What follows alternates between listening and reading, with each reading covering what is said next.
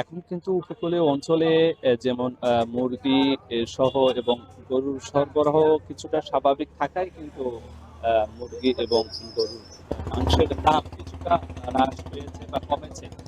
তো আজকে আমরা এখন যে কলাপাড়া এই যে পাইকারি নাসনাপাড়া মাংস বাজার আমরা ঘুরে দেখেছি। এখানে ব্রয়লার মুরগি ১ কেজি বিক্রি হচ্ছে ৳১০ কমে প্রতি কেজি ৳১৬০ এবং সোনালী মুরগি প্রতি কেজি ৳২০ কমে বিক্রি হচ্ছে ৳২৫০।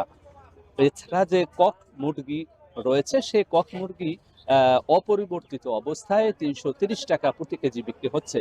এছাড়া কালার বার্ড নামের যে মুরগি রয়েছে সেটি ৳১০ প্রতি কেজিতে কমে বিক্রি হচ্ছে ৳২৪০ প্রতি কেজি।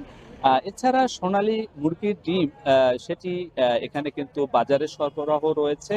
আ বেশি সেখানে প্রতি হালিতে ৳৬ কমে বিক্রি হচ্ছে ৳৬৪।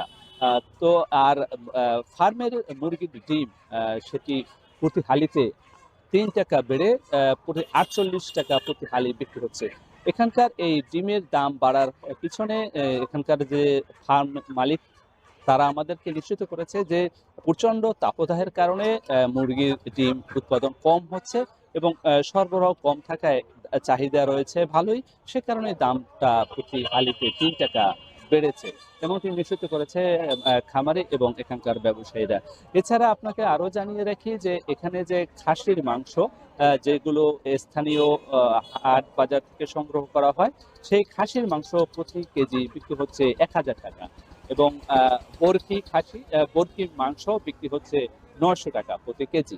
এছাড়া দেশি গরু, স্থানীয় জাতের যে গরু, সে গরুর মাংস প্রতি কেজি বিক্রি হচ্ছে ৳৭৫০ এবং ফার্মের গরু যেগুলো গরুর মাংস বিক্রি হচ্ছে ৳৭২০। তো এখানে ৳৩০ প্রতি কেজিতে দাম পার্থক্য রয়েছে। এছাড়া যে উপকূলীয় অঞ্চলের যে অন্যান্য যে হাট বাজার রয়েছে, সে হাট বাজারেও কিন্তু আ আ মাংসর দাম এমনটি হচ্ছে বলে তারা আমাদেরকে নিশ্চিত করেছে। তো স্বাভাবিক ভাবেই সরবরাহ আরো যদি ডিমের বাড়ে তাহলে দাম আরো কমবে এমনটি জানিয়েছে ব্যবসায়ীরা। এই ছিল আমার কাছে সবশেষ। উজ্জ্বল হাফিজ। পটুয়াখালী থেকে নিত্যপণ্যের দরদাম জানাচ্ছিলেন সহকর্মী জসিম পারভেজ।